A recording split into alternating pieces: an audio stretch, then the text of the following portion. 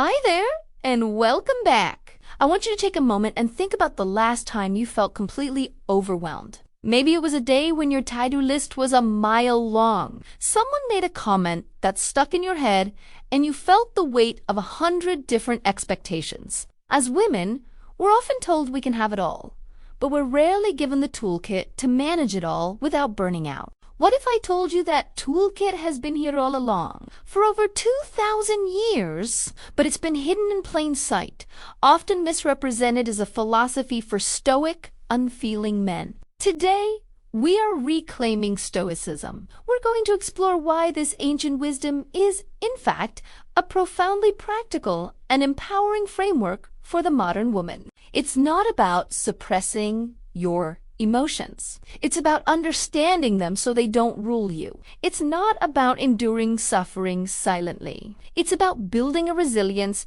that allows you to thrive amid chaos. This is for you if you've ever felt the strain of emotional labor, the frustration of gender bias, or the exhaustion of constantly overthinking. Over the next 15 minutes, we're going to walk through 7 powerful Stoic lessons. I'll give you clear, actionable strategies you can use today. So grab a notebook if you'd like, and let's begin this journey together. Lesson 1.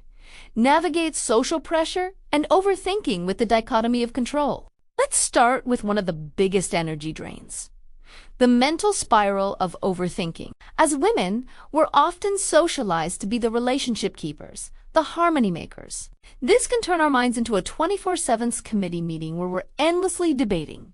Did I say the right thing? What does she think of me? Am I being a good enough daughter, mother, partner, friend? This is where Stoicism delivers its first and most liberating tool: the dichotomy of control. The philosopher Epictetus, who began his life as a slave, framed it with stunning clarity. Some things are within our power, while others are not. Within our power are our opinions, impulses, desires, and aversions. Whatever is not of our own doing is not within our power.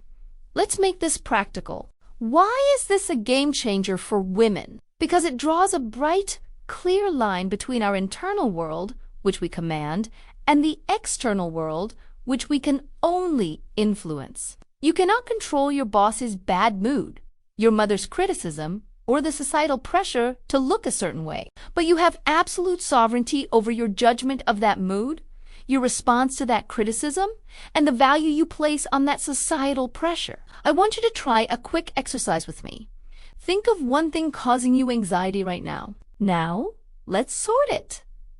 Is it within your control, your effort, your preparation, your attitude? Or is it outside your control, the outcome, another person's reaction? Traffic, weather.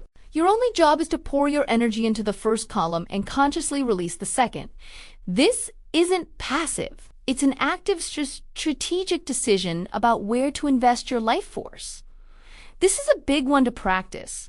In the comments, I'd love for you to share one thing you're moving from the outside my control column to the I release this column. Just writing it down is a powerful act. Let's support each other in the comments. Lesson 2.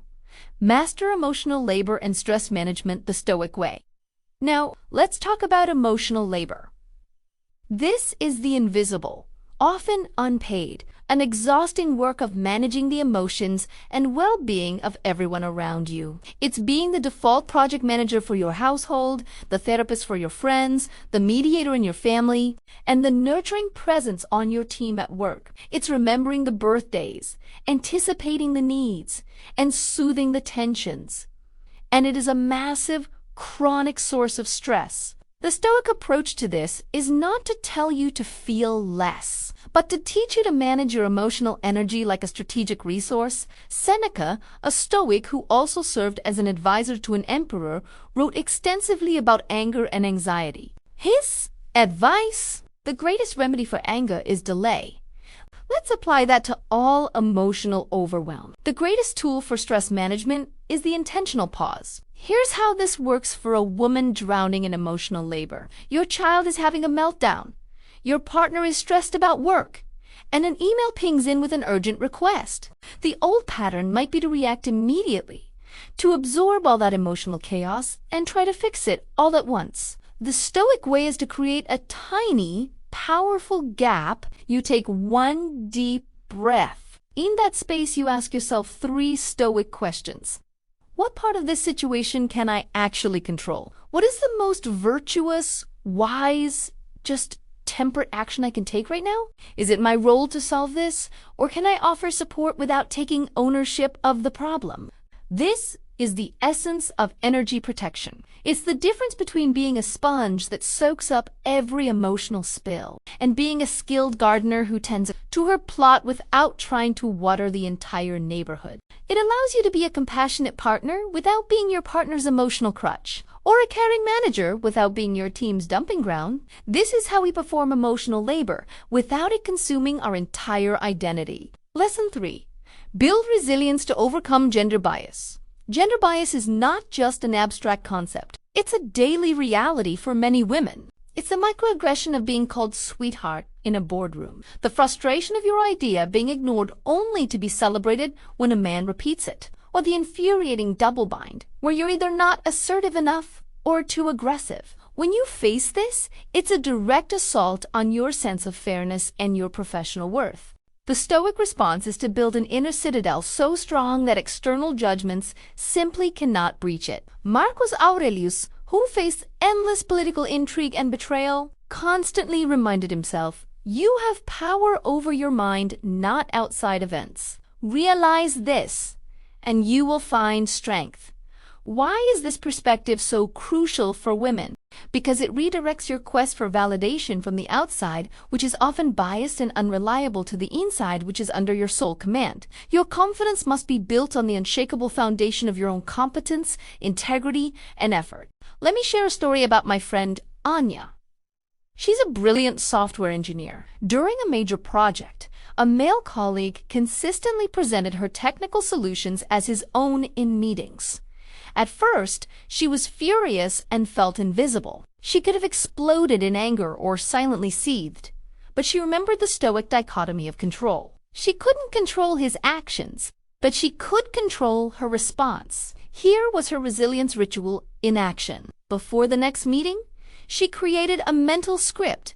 I cannot control his behavior. That is a reflection of his insecurity, not my expertise. What I can control is my response. I will calmly and firmly interject to clarify the origins of the idea. I will follow up with a concise email to the group detailing the proposal so my contribution is documented. And that's exactly what she did. The next time he started presenting her work, she politely interrupted with a smile, saying, "Thank you for kicking off the discussion on my architecture plan. John, let me walk everyone through the key details I've developed." She didn't accuse him. She simply reclaimed her space with unshakable calm.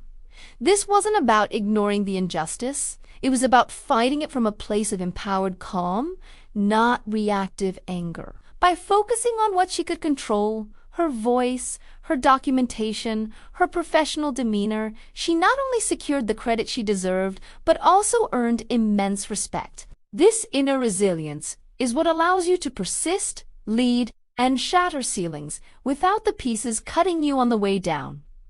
Lesson 4. Embrace authentic leadership through self-awareness. Women in leadership face a paradox that is exhausting to navigate. If we lead with empathy and collaboration, we risk being labeled soft or ineffective. If we lead with assertiveness and directness, we're called aggressive or difficult. It feels like a game rigged against us. Stoicism offers a way out. Stop playing their game and start defining the rules based on timeless virtues. Epictetus gave us the ultimate pre-game mantra. First, say to yourself what you would be, and then do what you have to do. Let's break down how a woman leader can apply this today. Before a difficult conversation or a key decision, you don't ask, "How would a male leader act?" You go inward. You ask, "What kind of leader do I aspire to be in this moment? What does it mean to lead with courage here? What does justice look like for my team? How can I exercise wisdom in this decision?" This process of intentional self-definition is your anchor. When you lead from this place of deep self-awareness and virtue, your authority comes from authenticity. People may not always like your decisions, but they will respect the consistency, the fairness, and the strength of your character. You are no longer mimicking a worn-out archetype. You are embodying a new, powerful model of leadership that is uniquely your own. This is how we change the culture, one authentic leader at a time. Lesson 5. The art of boundary setting for energy protection. If there's one social script women are taught from childhood, it's to be nice, to be accommodating. We're taught that saying no is rude and setting boundaries is selfish. This conditioning is the fast track to resentment and burnout. Stoic philosophy provides the ultimate intellectual defense for boundary setting. It all goes back to the dichotomy of control. Your time, your energy, your attention, your body, these are the ultimate things within your control. They are your sovereign territory, and you are the guardian of the gates. So, how do we translate this into action? Let's get practical. Imagine a colleague consistently dumps their last-minute work on you. The old you might sigh and do it, building resentment. The Stoic you recognizes, I cannot control their irresponsible behavior, but I have 100% control over my response. You prepare a simple, clear boundary. I understand you're in a bind, but I cannot take this on as I have prior commitments that require my focus. The key is to be calm, clear, and not over-explain. As Epictetus said, if you want to improve, be content to be thought foolish and stupid. Be content to be thought difficult or not a team player when you set a boundary that protects your energy.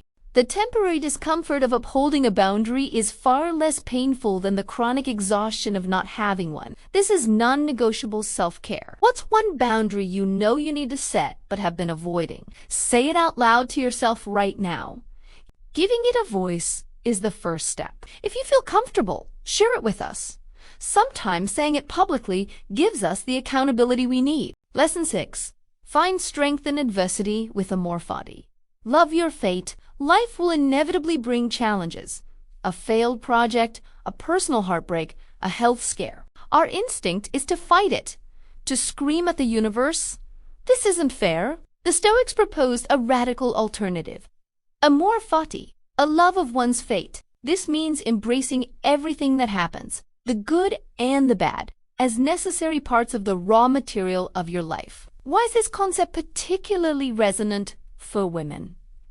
Look at history. Women have consistently turned profound adversity into unparalleled strength. Amor Fati is the philosophical engine for that transformation. It's the mindset that asks, how can I use this? How can this difficulty serve my growth? Let's make this tangible. Think of a past setback, maybe a job you didn't get. The standard narrative is, I failed.